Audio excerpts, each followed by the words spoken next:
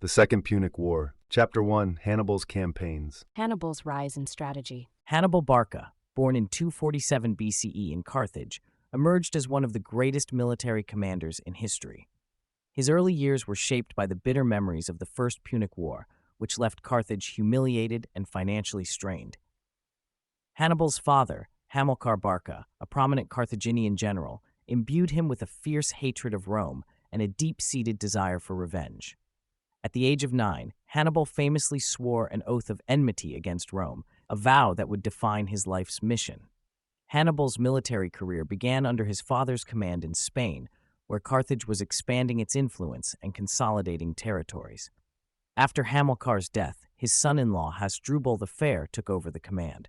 Hannibal quickly proved himself as a competent and charismatic leader, gaining the loyalty of the troops. Upon Hasdrubal's assassination in 221 BCE, the army elected Hannibal as commander-in-chief, a testament to his growing reputation and the respect he commanded. Hannibal's initial campaigns in Spain were marked by rapid and decisive actions, consolidating Carthaginian control over the region. He captured Saguntum, a Roman ally, in 219 BCE, an act that provoked Rome and marked the beginning of the Second Punic War. Hannibal's strategy was both bold and unprecedented. Recognizing that a direct assault on Rome was impractical due to Rome's naval superiority, Hannibal decided to bring the war to Italy itself. His plan involved an overland march from Spain, through Gaul, and over the Alps into northern Italy, a route considered impossible by many due to its length and the formidable natural barriers. In 218 BCE, with a diverse army of 50,000 infantry, 9,000 cavalry, and 37 war elephants, Hannibal set out from New Carthage, modern Cartagena. The journey through the Alps was perilous, with Hannibal's forces facing harsh weather, treacherous terrain, and hostile tribes. The crossing, which took several weeks, resulted in significant losses. Estimates suggest that he lost nearly half of his men and many of his elephants. Despite these hardships, Hannibal's leadership and determination ensured that a substantial force reached the plains of Italy, ready to confront Rome. Hannibal's arrival in Italy marked the beginning of a series of engagements that would test his strategic genius and Rome's resilience. His first major encounter with the Romans occurred at the Battle of the Ticinus River, where he successfully deployed his cavalry to secure a victory. Following this, at the Battle of the Trebia River, Hannibal's forces once again demonstrated superior tactics, luring the Roman army into a trap and inflicting heavy casualties. These early victories bolstered Hannibal's reputation and sowed fear within the Roman ranks. Hannibal's next significant battle took place at Lake Trasimene in 217 BCE, where he executed one of the largest and most effective ambushes in military history. By utilizing the terrain and the element of surprise, Hannibal's forces were able to annihilate a larger Roman force, killing thousands and capturing many others. This victory further cemented Hannibal's status as a military mastermind and dealt a severe blow to Roman morale. Despite these triumphs, Hannibal's campaign faced ongoing challenges. Securing sufficient supplies and reinforcements remained a persistent issue, as Carthage was hesitant to fully commit resources to his cause. Nevertheless, Hannibal's ability to inspire his troops and adapt to changing circumstances allowed him to maintain his campaign in Italy for several more years, setting the stage for the epic confrontations that would follow. Hannibal's crossing of the Alps and his initial victories in Italy showcased his audacity and strategic brilliance, marking him as one of history's most formidable military leaders. The invasion of Italy. The invasion of Italy by Hannibal during the Second Punic War stands as one of the most audacious military campaigns in ancient history. After securing his position in Spain and amassing a formidable army, Hannibal decided to take the fight to Rome itself. In 218 BCE, he set out on an epic journey that would see him and his army crossing the formidable Alps, a feat that no one had attempted before on such a scale. Hannibal's army, comprising 50,000 infantry, 9,000 cavalry, and a number of war elephants, faced numerous challenges during the crossing. The harsh alpine environment, with its freezing temperatures and treacherous paths, took a heavy toll on his forces. Additionally, they encountered resistance from various local tribes who were hostile to Hannibal's presence. Despite these difficulties, Hannibal's leadership and determination kept the army moving forward. The crossing of the Alps, which lasted several weeks, cost Hannibal a significant portion of his army.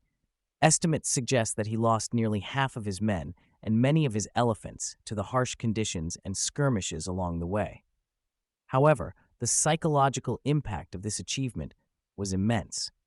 Hannibal's arrival in Italy with a battle-ready force sent shockwaves through the Roman Republic, which had not anticipated an invasion from the north.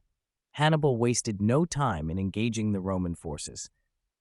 His first major encounter with the Romans occurred at the Battle of the Ticinus River, where he successfully deployed his cavalry to secure a victory.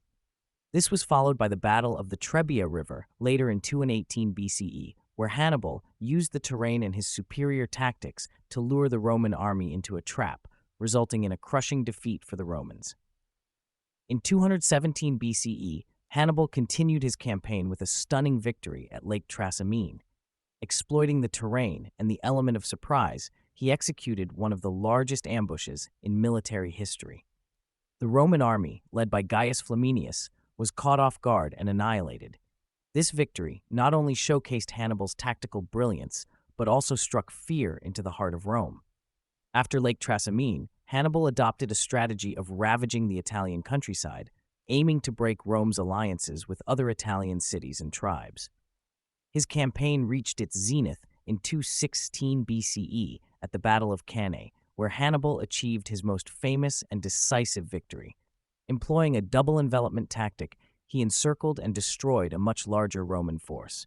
The Romans suffered catastrophic losses, with tens of thousands of soldiers killed or captured. The Battle of Cannae is often cited as one of the greatest tactical feats in military history, demonstrating Hannibal's strategic genius and ability to adapt to different battlefield conditions. Following Cannae, Hannibal aimed to capitalize on his victories by encouraging defections among Rome's allies and applying continuous pressure on the Roman forces. However, despite his battlefield successes, he faced significant logistical challenges. Securing adequate supplies and reinforcements from Carthage proved difficult, as the Carthaginian leadership was reluctant to fully commit to the war effort. Moreover, while many of the Italian states were impressed by his victories, they were hesitant to fully support him against Rome. As the war dragged on, the Romans adapted to Hannibal's tactics. Under the cautious and methodical leadership of generals like Fabius Maximus, they avoided direct confrontations and adopted a strategy of attrition, gradually weakening Hannibal's forces. This prolonged campaign in Italy strained Hannibal's resources and tested the resilience of his army. The first half of Hannibal's campaign in Italy thus highlights his extraordinary tactical skill and the profound impact he had on the course of the Second Punic War. Despite the challenges, Hannibal's audacious strategies and battlefield ingenuity remain a testament to his military prowess and enduring legacy. Chapter 2, Rome's response and counterattacks. Key battles, Lake Trasimene. The Battle of Lake Trasimene in 217 BCE stands as one of the most notable engagements of Hannibal's campaign in Italy during the Second Punic War. Near the serene waters of Lake Trasimene in central Italy, this battle was a masterpiece of tactical warfare, showcasing Hannibal's ability to outmaneuver and outthink his Roman adversaries. After crossing the Alps and securing victories at the Ticinus and Trebia rivers, Hannibal continued his march southward into the heart of Italy. The Roman consul Gaius Flaminius, eager to confront the Carthaginian general, pursued Hannibal with a large force. Unbeknownst to Flaminius, Hannibal had chosen the terrain around Lake Trasimene for his next ambush, recognizing its potential to trap the advancing Roman army. The battlefield at Lake Trasimene was ideal for an ambush. The road ran along the northern shore of the lake, flanked by hills to the north and the water to the south. Hannibal placed his troops in concealed positions within the hills, with his light infantry and cavalry hidden among the foliage. On the morning of the battle, the Roman army marched into the narrow defile without scouting ahead, a critical oversight. As the Romans advanced, Hannibal's troops sprang the trap, attacking from all sides. The Carthaginian cavalry blocked the rear, cutting off any chance of retreat. The Romans, caught off guard and unable to form a coherent defense, were quickly overwhelmed. The chaos was compounded by a thick morning fog that had settled over the lake, reducing visibility and adding to the confusion. The Battle of Lake Trasimene was one of the largest ambushes in military history, resulting in a devastating defeat for the Romans. Estimates suggest that up to 15,000 Roman soldiers were killed, with many others captured. Flaminius himself fell in the battle, further demoralizing his troops. This victory solidified Hannibal's reputation as a brilliant tactician and struck fear into the heart of Rome. Following the victory at Lake Trasimene, Hannibal continued to exploit his momentum, moving through Italy and seeking to dismantle the Roman alliances with local cities and tribes. Despite this and subsequent victories, Hannibal's long-term strategic goal of securing decisive support within Italy remained elusive, setting the stage for further confrontations in his relentless campaign against Rome. In the years following 217 BCE, Hannibal focused on consolidating his gains, striking alliances with discontented Italian tribes, and weakening Rome's influence across the region. His next significant encounter with Roman forces occurred at the Battle of Nola in 215 BCE. He faced the Roman general Marcus Claudius Marcellus in a series of skirmishes. Although these engagements were inconclusive, they demonstrated the Roman adaptation to Hannibal's tactics and the growing resilience of Roman commanders. In 212 BCE, the Battle of Capua highlighted the strategic shift in Hannibal's campaign.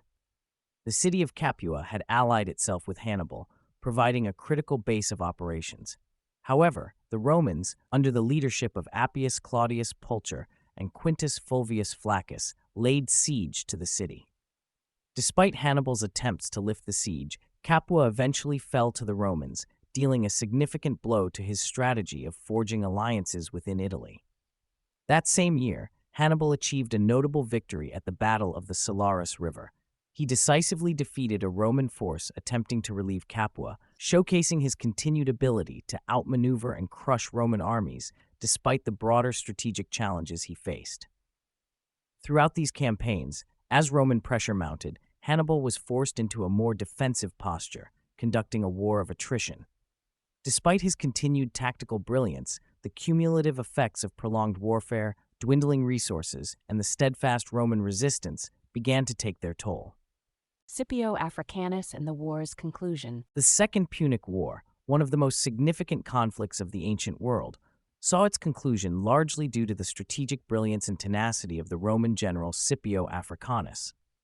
Born Publius Cornelius Scipio, he earned the moniker Africanus for his decisive campaigns in North Africa that ultimately brought an end to Hannibal's ambitions.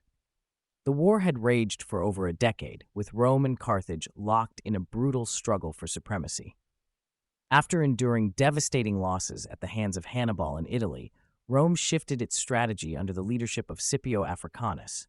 Scipio first demonstrated his military acumen at the Battle of Ilipa in 206 BCE. Near present-day Seville in Spain, he faced a formidable Carthaginian force. Employing innovative tactics and a deep understanding of his enemy's strategies, Scipio achieved a decisive victory. This triumph secured Spain for Rome, cutting off Carthage's critical supply lines and weakening their foothold in the western Mediterranean. Following this, Scipio's bold strategy led him to North Africa, where he aimed to strike at the heart of Carthage. In 23 BCE, he confronted the Carthaginian forces at the Battle of the Great Plains near modern-day Tunisia. This victory forced Hannibal to abandon his long campaign in Italy and return to Africa to defend his homeland. The decisive encounter came in 22 BCE at the Battle of Zama near modern-day Tunisia. Scipio and Hannibal, two of history's greatest military minds, faced off in a final showdown. Scipio's superior tactics, including his effective use of cavalry and the ability to counter Hannibal's war elephants, led to a resounding Roman victory. The defeat at Zama ended Carthage's ability to wage war and marked the conclusion of the Second Punic War. Carthage was forced to sue for peace, agreeing to severe terms that stripped it of its military power and territorial holdings.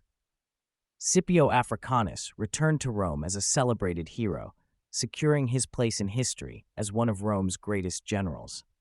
The end of the Second Punic War marked the beginning of Rome's dominance in the Mediterranean, setting the stage for its transformation into a formidable empire. The conflict showcased the brilliance of military strategy, the resilience of Rome, and the eventual downfall of one of its greatest adversaries. Scipio's ability to adapt and overcome his enemy's strategies, his understanding of logistics, and his charismatic leadership were crucial in Rome's victory. His efforts not only brought an end to the war, but also laid the groundwork for Rome's expansion and long-lasting influence over the Mediterranean world. The war's conclusion demonstrated the importance of adaptable strategies and the critical role of leadership in achieving military success. Scipio Africanus's legacy endured, influencing Roman military tactics for generations and cementing his reputation as one of history's foremost military strategists. The Second Punic War remains a testament to the power of strategic innovation and the enduring impact of exceptional leadership on the course of history. Thank you for watching. If you enjoyed this video, please give it a thumbs up and let us know in the comments below. Don't forget to subscribe to our channel for more great content like this. Hit the bell icon to get notifications whenever we upload new videos so you never miss out. We appreciate your support and look forward to bringing you more exciting videos. The voices in this recording were created with the assistance of OpenAI.